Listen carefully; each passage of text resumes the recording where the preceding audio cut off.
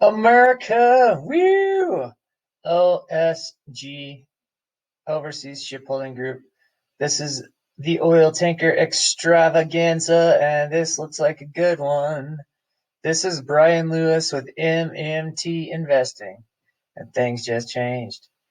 So, Overseas Shipholding Group, it's pretty funny because they don't do a whole lot of overseas shipping. Their company started with shipping from Alaska to the lower 48 states. And let's take a look at what these guys are doing.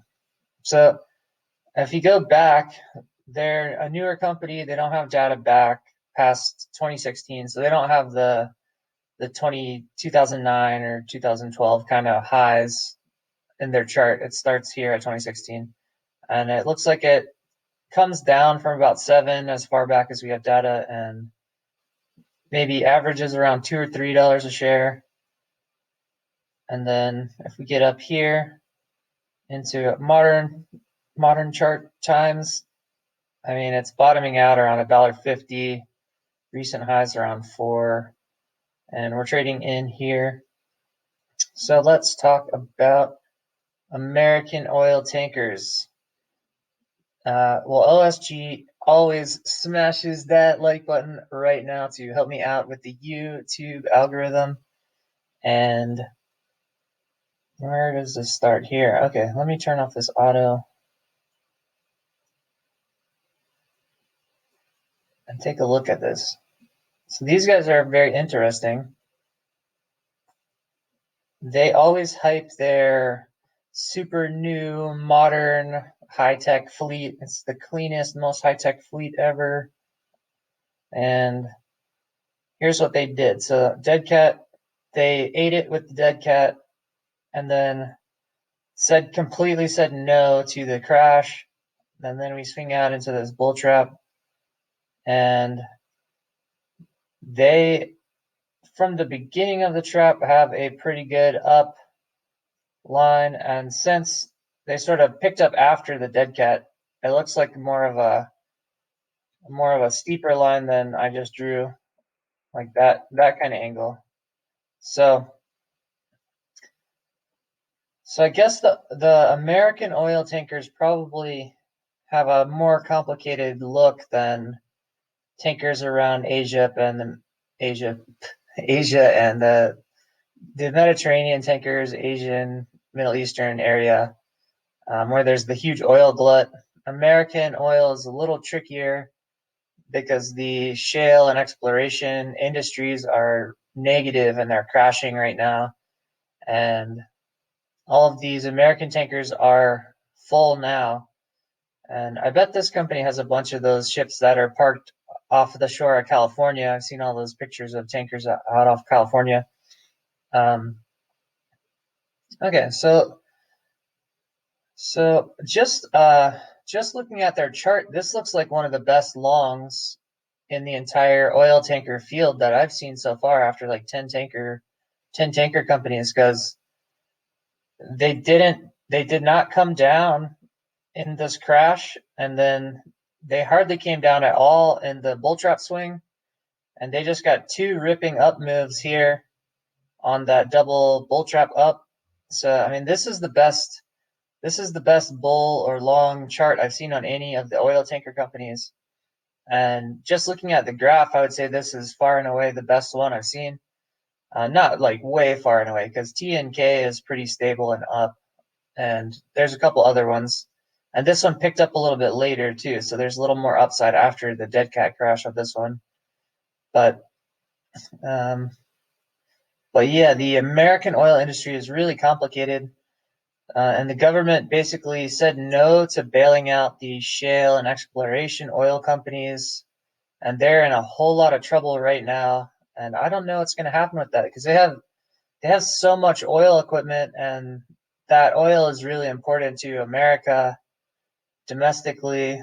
And I wouldn't be surprised if America lets them fail and then like nationalizes that whole shale industry. Because what do you do with all that equipment?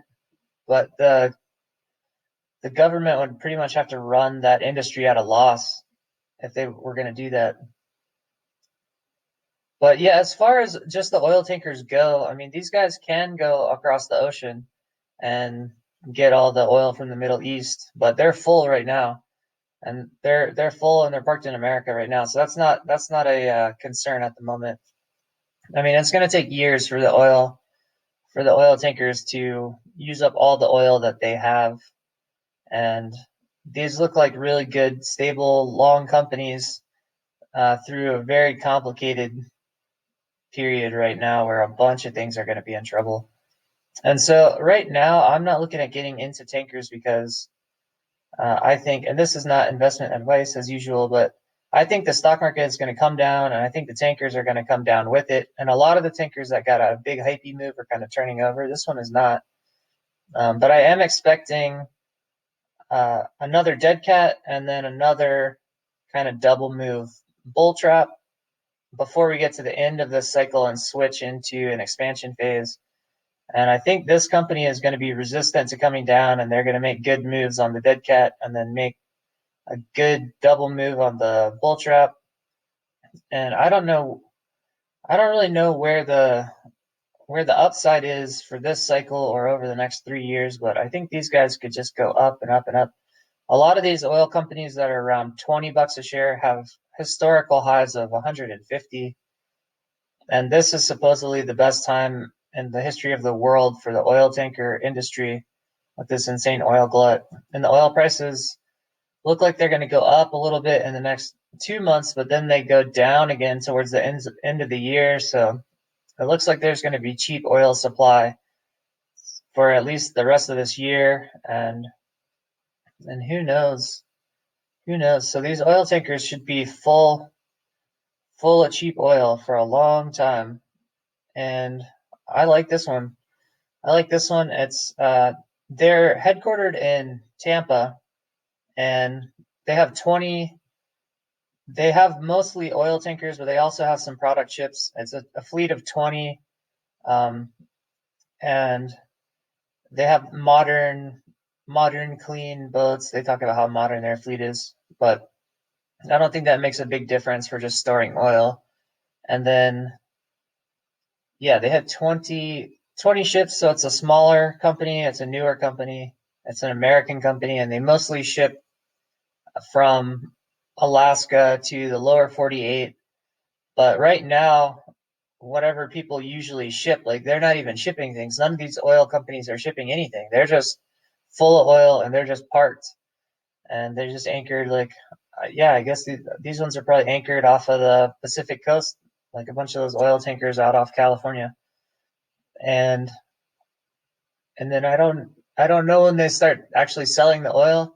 I think a bunch of this oil they're going to try to sell in about a month and a half when or 2 months when the oil prices come back up, because you can see in the oil futures that it comes back up and then it starts going down towards the end of the year, and that's what this whole contango situation is. Contango means that the spot price of oil right now is lower than the futures price in like a couple of months, and people that have those contracts out for like a month or two versus the futures are upside down, and it's also extremely tricky because the oil contracts are for physical delivery of oil. So when people are holding these oil contracts, speculators are holding these oil contracts and they get stuck upside down on them.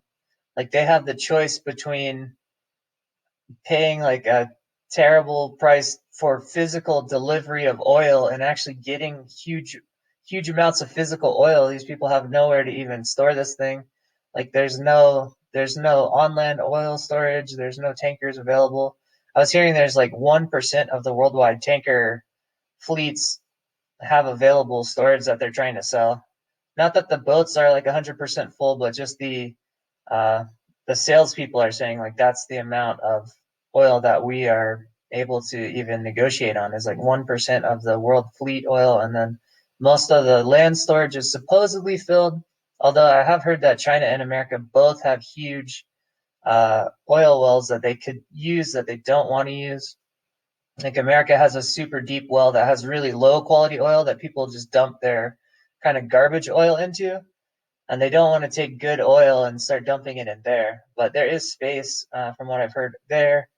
And maybe I'm digressing a little bit, but these oil companies look really good long term, or I guess medium term, not long term, over a few years, and they look really good on these up moves here. But probably not this week. I'm not touching the oil stocks this week, and I'm definitely not shorting them. And I'm looking to get into the oil stocks on these up moves and see how we go, and then probably won't be as heavy oil on the credit contraction when it switches into a monetary expansion, because there's going to be a whole lot of cheap stocks that will do great in these conditions, and the tankers probably won't be hyping and going crazy by that point. They'll probably be lower, so I'll probably be switching out of oil.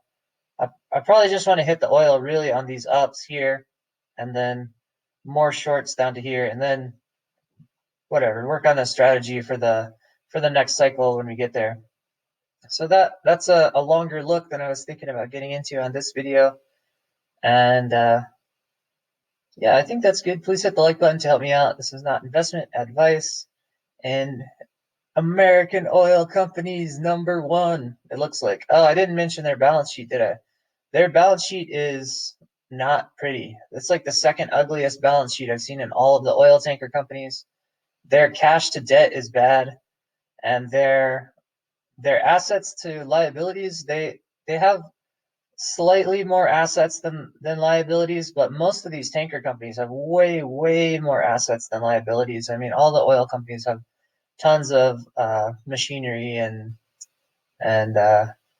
transportation, and they have just tons of physical assets. And so as far as the balance sheet goes, this company is not looking good in general, and they have been to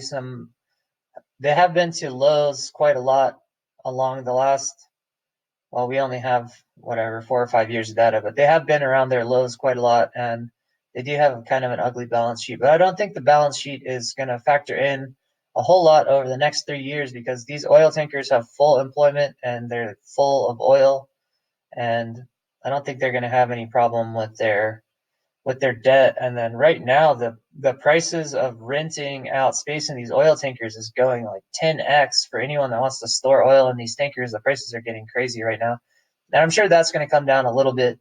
I think that's a crazy hype thing, like right now, like this week, but we'll see how that plays out. And OSG, Overseas Shipholding Group, looks like one of my favorite ones. Yeah, I think DHT also has a bad balance sheet and really high ups. And it seems like that may be a good combination, actually, to have a bad balance sheet, because you just have more upside when the balance sheet no longer is an issue and your tankers are full. So I think for just upside moves, I think OSG and DHT are the two probably most aggressive upward looking companies. And then for a more stable company for longer term, maybe look at like TNK, like the TK tankers or something like that. This is just like a big stable one that has a really good long chart also. Okay, that's plenty. Thank you for watching, and happy trading.